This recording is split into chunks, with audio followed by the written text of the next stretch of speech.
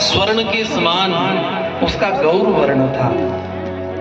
सुंदर सुक्तुंड को विलज्जित करने वाली नासिका थी, कटीली भौं थी, नील आकृति के उसके घुंघराले बाल थे, मिली हुई भौहें थी, शंख सी गर्दन थी, मछली से उसके कर्ण थे, अवस्था उसकी 16 वर्ष की थी। उसको देखकर सब मोहित हो गए, इसलिए उसका नाम मदन मोहन पड़ा। उसका नाम क्या पड़ा? मदन मोहन। माने ये कोई और नहीं है, ये साक्षात मनमथ कामदेव है। कामदेव की उत्पत्ति भगवान ब्रह्मा से हुई और इतना सुंदर था कामदेव कि देखते ही ब्रह्मा जी मोहित हो गए।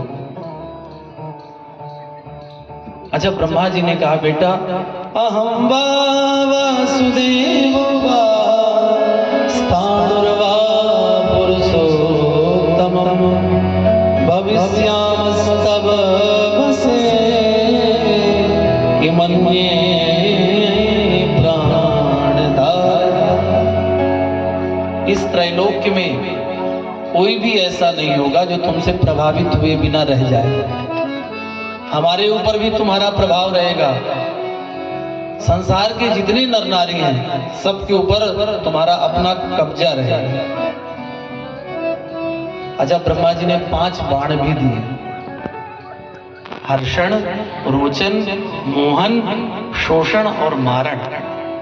ये कामदेव की 5 बाण है और ये अपना असर करते हैं। जब कोई बहुत सुंदर दिखता है ना, तो आप समझ लो कामदेव का पहला बाण चला, हर्षण। वो हर्ष को प्रकट करता है, कहते ना वाह क्या सुंदरता थी। इसका समझ लो मतलब कि कामदेव का पहला बाण आपको घायल किया। दूसरा है रोचन। रोचन का तात्पर्य होता है कि अब उस व्यक्ति से मिलने की इच्छा होती है, उसे अपना बनाने की इच्छा होती है, आसक्ति हो जाती है।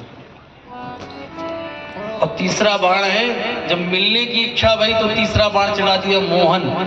अब मोहन से व्यक्ति तो मोह ही जाता है, अब तो लगता है ये मिलना ही चाहिए। अच्छा, जब कभी कभी ऐसा हो जाता है कि जिस वस्तु की हम प्राप्ति करना चाहते हैं वो नहीं मिलता है, तो धीरे धीरे शरीर सूखने भी लगता है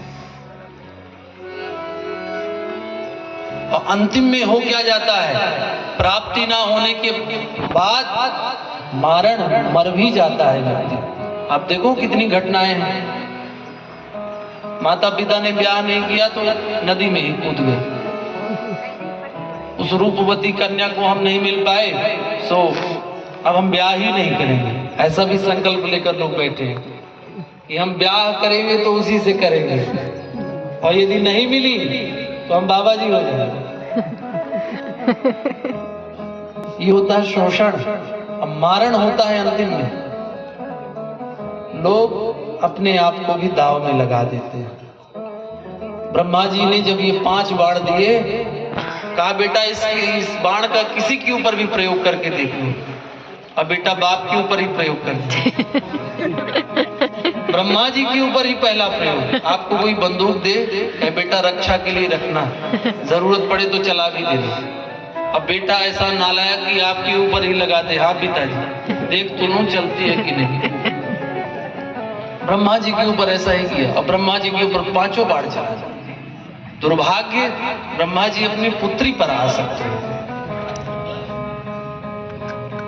अच्छा, ब्रह्मा जी के 10 पुत्र वहीं पर खड़े हैं। मरीचि, अत्रि, अंगिरा, पुलस्त, पुलह, क्रतु, भृगु, वशिष्ठ, दक्ष, नारद जी भी हैं, पर कोई ब्रह्मा जी को रोक नहीं रहा। ब्रह्मा जी मोहित हुए जा रहे हैं। देखो, आपको कोई रोके या ना रोके, धर्म आपको जरूर रोकता है। ब्रह्मा जी के वक्षस्थल से धर्म की उत्पत्ति हुई है। हृदय से धर्म निकला है और पीठ से अधर्म निकला। इसीलिए अधर्मी व्यक्ति पीठ पीछे वार करता है और धार्मिक व्यक्ति सामने से गले मिलता है। जब देखा कि ब्रह्मा हमारे पिताजी गलत आचरण कर रहे हैं तो धर्म ने रोका, कहा पिताजी ये उचित नहीं है। पर ब्रह्मा जी उस समय काम के वशीभूत थे। तब उस धर्म ने भगवान शिव से प्रार्थना की, देव देव महादेव धर्मपाल नमोस्तुते, सृष्टि स्थिति विनाशानां कर्ता शंभो त्वमेव। हे देवों के देव, हे महादेव, मेरे पिता को आज यदि कोई पथ भ्रष्ट होने से बचा सकता है तो आप बचा सकते हैं। भगवान शिव तुरंत प्रकट हो गए और ब्रह्मा जी को डांटा। क्या कहा? यथा माता च भगिनी भ्रातृपत्नी तथा सुता, एताः कुदृष्टया दृष्ट्या न कदापि विपश्चिता। बुद्धिमान व्यक्ति, बुद्धिमान पुरुष माता, बहन, भाई की पत्नी तथा कन्या को एक समान भाव से देखते। यदि इनमें भी दोष आ रहा है तो राम जी का कहना है, क्या कहना है? अनुज बधू, इसी का अनुवाद है, इस श्लोक का अनुवाद है। अनुज बधू भगनी सुत नारी, अनुज बधू भगनी सुत नारी, सुन सठ कन्या समय चारी, सुन सठ कन्या समय चारी। अनुज बधू भगनी सुत नारी, अनुज बधू भगनी सुत नारी, सुन सठ कन्या समय चारी, सुन सठ कन्या समय चारी। इनहि उद्देश्य विलोकय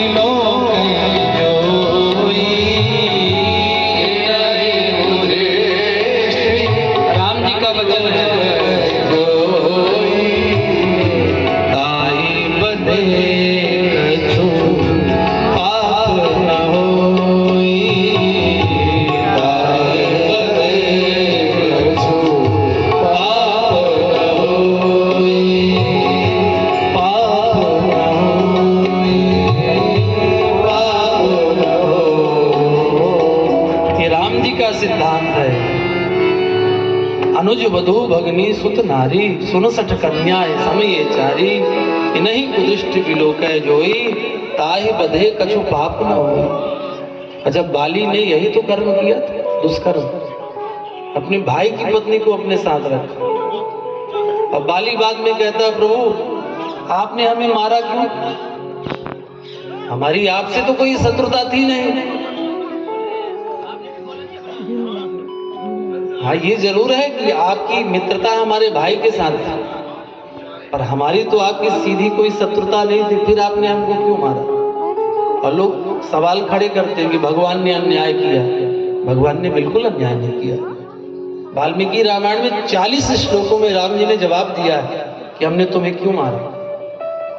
अंतिम में भगवान ने कहा है, बाली चारित्र दोष का, बाली चरित्रहीन व्यक्ति को जीने का अधिकार नहीं है, इसलिए मैं तुम्हारा वध कर रहा हूं। चरित्रहीन व्यक्ति ही समाज को बिगाड़ता है। यहां पर भगवान शंकर भी कह रहे हैं, ब्रह्मा जी आपने अनुचित किया है, इसलिए आप दंड के पात्र हो। और जब डांटा ब्रह्मा जी को तो ब्रह्मा जी के पसीने छूट आए, 2 बूंद गिरी। एक बूंद से 64,000 अग्निस्वात नाम के पितर जन्म लिए और एक बूंद से 86,000 बरहिषत पितरों का जन्म। अच्छा, ब्रह्मा जी के पास दक्ष भी खड़े थे। दक्ष के भी एक बूंद पसीना का गिरा, उससे रति का जन्म हुआ। बाद में इसी रति का ब्याह कामदेव के साथ। अच्छा, ब्रह्मा जी तो बच गए। भगवान शिव ने जब समझाया तो ब्रह्मा जी को अपनी गलती का एहसास हुआ। ब्रह्मा जी ने क्षमा याचना की और संध्या देवी को बड़ी करानी। संध्या देवी ने सोचा, देखो मैं कितनी